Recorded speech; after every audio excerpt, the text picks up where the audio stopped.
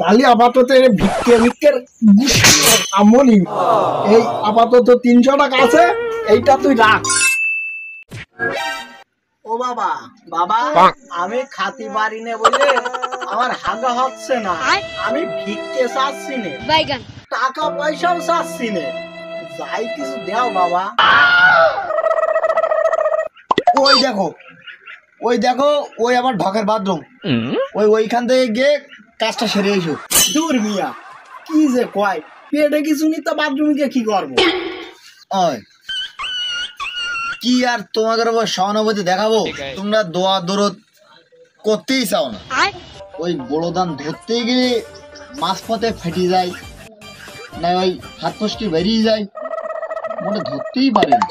ও বাবু, তোমার এই গোপন কথা আমি বুঝতেছি, আমি বুঝি হয়তো চাই দেওয়া নয়তো টাকা দেওয়া, আর যদি ভাঙটি না থাকে তবে কটা ভাত দাও না।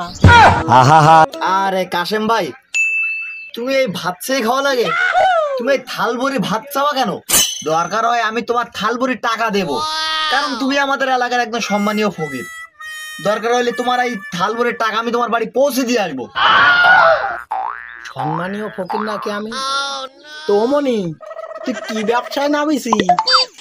তা কি দোয়া করতে হবে আর ক টাকা দোয়া করতে হবে সেইটা একটু ক।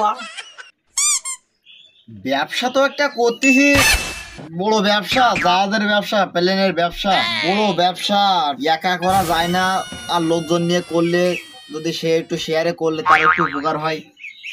তা তোমার কাছে কয় টাকা আছে নাকি? কে শেয়ারে রাখবি না আমার? তুমি আমার এলাকার একটা সম্মানীয় লোক, একটা জ্ঞানী লোক, একদম শিক্ষিত লোক। তোমার যদি আমি শেয়ারে ব্যবসায় রাখি তাহলে আমার কি কোনো ক্ষতি আছে নাই? যদি তুমি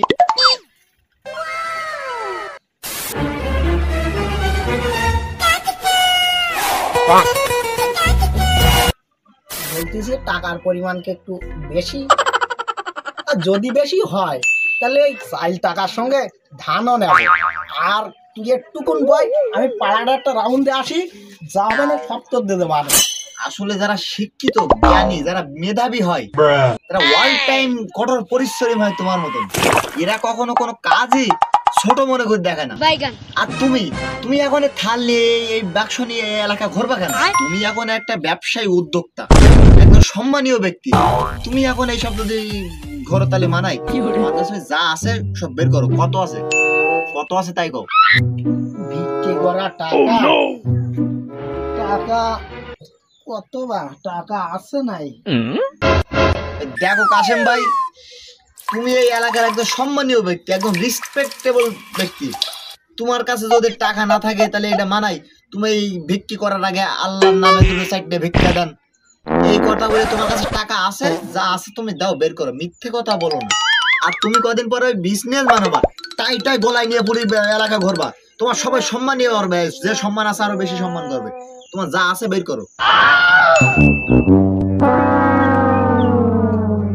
আগে শুনেছি মুসির গলায় টাই, এখন শুনবো ফকিরের গলায় টাই।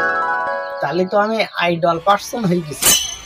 মনে ওই কাছে 2-3 হাজার আছে, আর বাড়ি 2-3 লাখ আছে, আর এতেও যদি না হয় ওই ধেনু জমিতে যা আছে তা 2-3 লাখ হয়ে যাবে না?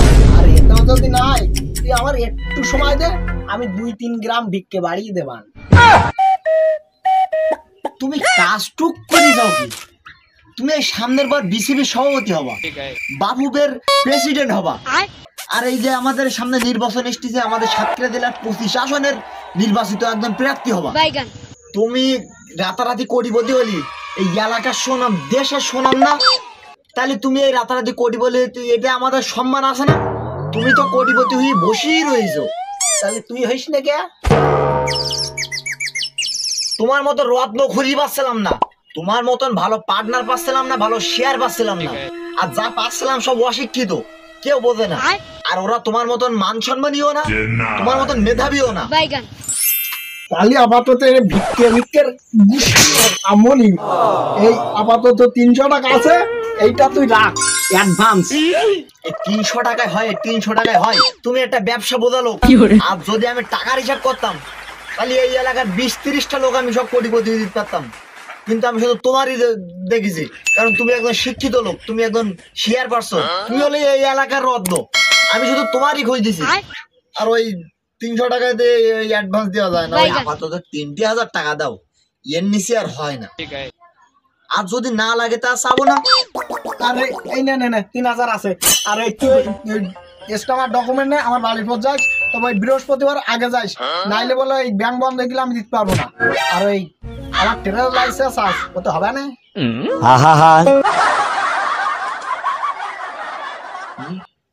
ট্রেনের লাইসেন্স আছে, ওটাও আছে, রিনিউ করিছো? ট্রেনের লাইসেন্সটা কি বড় ব্যবসা না? হ্যাঁ, তোমার এই 1 মাস পরে আমি টাকা দেবো 30 লাখ। তাহলে তুই মন দেয় কাজে থাক, আর আমি এই 1 মাস আমি একটু মন দিয়ে ভিত্তিটা করি নেই, কারণ 1 মাস পর তো যদি আমি 30 লাখ টাকা পাই, আমার তো আর বিক্রি করা লাগবে না। তাহলে তুই থাক, আমি গেলাম। তা হোক, ওর টাকা পয়সা নেই, আমার লাভ হয়েছে, লসই হয়নি। ওই যা খেলিয়া খেলিলামে, আব্বা জানার আগে টুকটুক করে খেলি আর এই ঋণগুলো শোধ করি। আর আকাশটা মেঘা শূন্য আছে, দেখি হালকা হালকা বাতাসও আছে, দান দেবে না। 30 দিনে যা সময় দিয়েছি, এর মধ্যে আমি ঋণ পাতি যা সব শোধ করে ফেললাম। মারো মুঝে মারো।